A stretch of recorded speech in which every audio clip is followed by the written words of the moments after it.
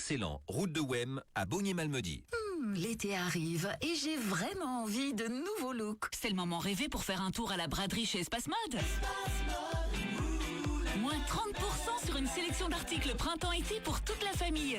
Et bonne nouvelle, c'est aussi ouvert ce dimanche 21 juin. On y va maintenant.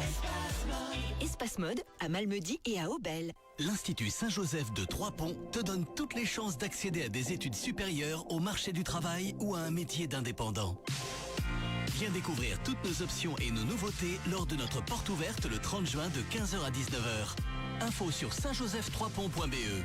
Présence de la Défense, la police et les pompiers pour la section métiers de la défense, de la prévention et de la sécurité. Saint-Joseph-Trois-Ponts, une chance pour tous, un avenir pour chacun. saintjoseph3pont.be. Notre région, notre passion. Le Galfagno-Temblève, un outil de dynamique territoriale au service d'une région d'exception. L'initiative de l'ASBL au Temblève et des communes de Wem, Malmedy, Stavelot et Stoumont. Notre région, notre passion. Le Galfagno-Temblève, un outil de dynamique territoriale au service d'une région d'exception.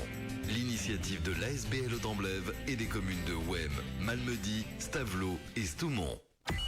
Impact FM présente le Galfagno-Temblève. Oui, et je pense qu'on a eu un petit doublon là. C'est les choses qui arrivent, c'est la technique. Alors, c'est le moment de retrouver, bien entendu, ce rendez-vous hebdomadaire consacré au Galfagno-Temblève. Ce matin, Dorine Voroven, chargée de mission, que nous retrouvons en direct. Bonjour Dorine. Bonjour Patrick. Ça va bien? Ça va très bien, merci. Alors, on va parler du projet eau porté par le contrat de Rivière-en-Blève. Où en est le projet justement, Dorine? Eh bien, tout se passe bien. Nous avons atteint la moitié de la durée du projet puisque la fiche eau se termine actuellement en juin 2027, même si nous espérons quand même pouvoir prolonger certaines actions par la suite.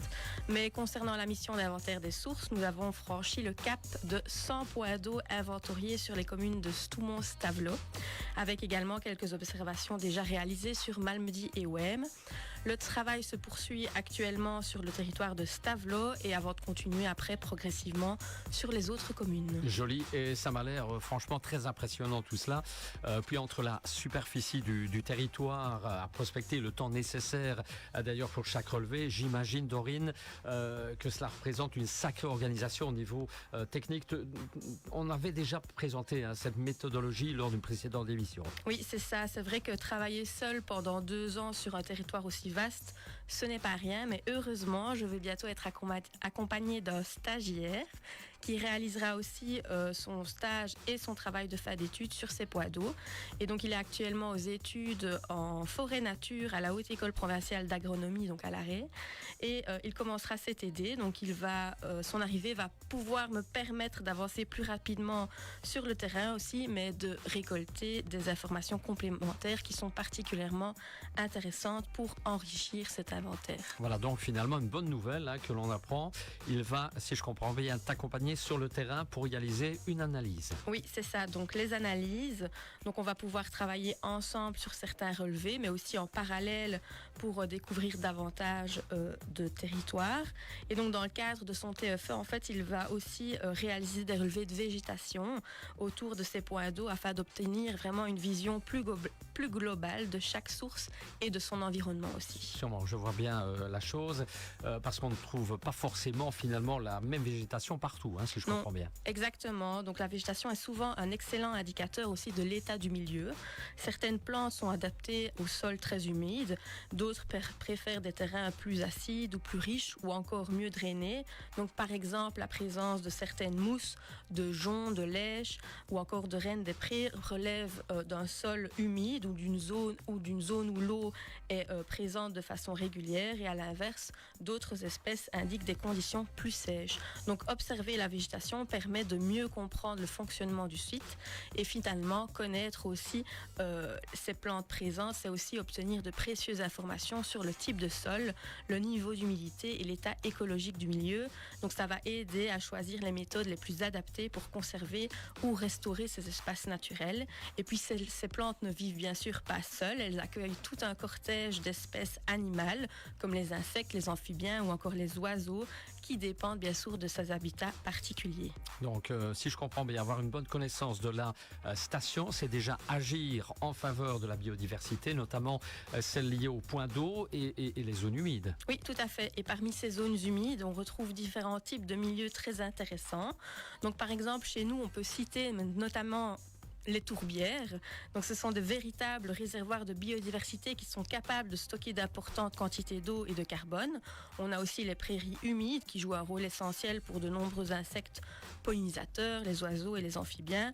Sans oublier aussi les aulnées marécageuses, caractérisées par les aulnes, mais aussi les forêts alluviales, où elles bordent certains cours d'eau et participent à l'épuration aussi naturelle de l'eau. Donc, en fait, tous ces milieux rendent des services précieux. Ils fonctionnent comme des éponges naturelles. Ils retiennent l'eau lors de fortes pluies, limitent les risques d'inondation, puis la restituent progressivement durant les périodes sèches. Donc avec les changements climatiques que nous connaissons, leur rôle devient de plus en plus important. Forcément. Et tout cela montre aussi à quel point cette mission est importante pour notre territoire, sa préservation surtout. Et on peut dire que cet étudiant dont on a parlé tout à l'heure aura également et largement de quoi s'occuper. Hein. Oui, j'espère. Si je comprends bien. J'espère qu'il est prêt et qu'il a de bonnes bottes. Je ne sais pas s'il nous écoute, tiens-toi bien. Oui. Alors, il y a d'autres nouvelles à part cela. Oui, donc on a une autre nouveauté concernant les bénévoles qui souhaitent participer à l'inventaire des sources. J'ai mis en place un petit espace en ligne. C'est pas véritablement une plateforme au sens strict, mais c'est plutôt un outil collaboratif qui va permettre aux personnes volontaires de compléter directement leurs observations de terrain, et toutes ces informations-là sont centralisées au même endroit.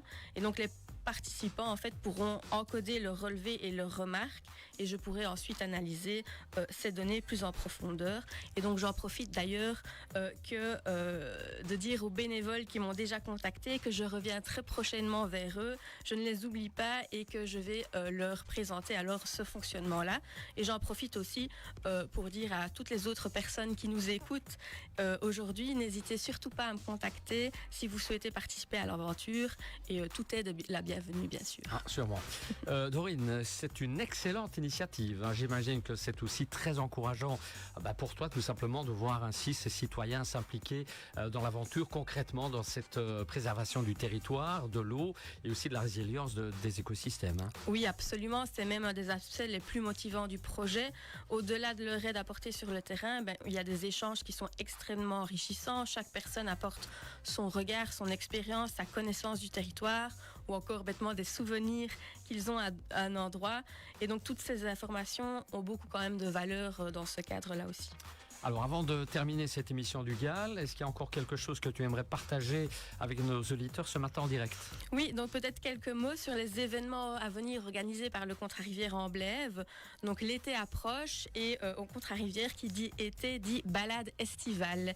Donc on propose plusieurs balades. Donc l'une d'entre elles a déjà eu lieu, mais plusieurs sont encore au rendez-vous, elles vont arriver. Donc ces balades sont totalement gratuite. Donc il y en a une le 5 juillet qui est une balade qui vous emmènera du côté de la cascade du Bayon. Le 19 juillet, on organise à nouveau la balade des sources à vélo au départ de Wem. C'est une activité qui avait rencontré un succès l'année dernière, donc on la repropose. Ensuite, le 2 août, direction Vielsalm pour découvrir la fagne de Sacraway. Et le 6 septembre, où là on propose la boucle de la Roure. Donc si l'une de ces activités vous intéresse, n'hésitez pas à consulter la page Facebook du Contrarivière Amblève ou à nous contacter pour avoir plus d'informations ou à réserver votre place. Voilà, pas mal d'activités effectivement, très très beau programme pour l'été. Merci beaucoup Dorine d'être venue nous parler de tout cela, du projet en tout cas concrètement aujourd'hui. Bonne continuation pour cette suite d'inventaire surtout. Merci Patrick et merci à tout le monde, et à bientôt sur le terrain ou alors le pied dans l'eau, au bord de l'eau. Oui, on va en avoir besoin là, pour les prochains. Quand je dis les prochains jours, c'est déjà demain, oui. Demain, ça c'est sûr. Un grand merci Dorine. Merci. On revoit tout cela, cette séquence du GAL sur notre page Facebook Impact News si vous n'étiez pas en direct. Et dans un petit instant, retour en musique. Notre région, notre passion. Le GAL Fagnotte-Amblève, un outil de dynamique territoriale au service d'une région d'exception. Avec le soutien de la Wallonie et cofinancé par l'Europe.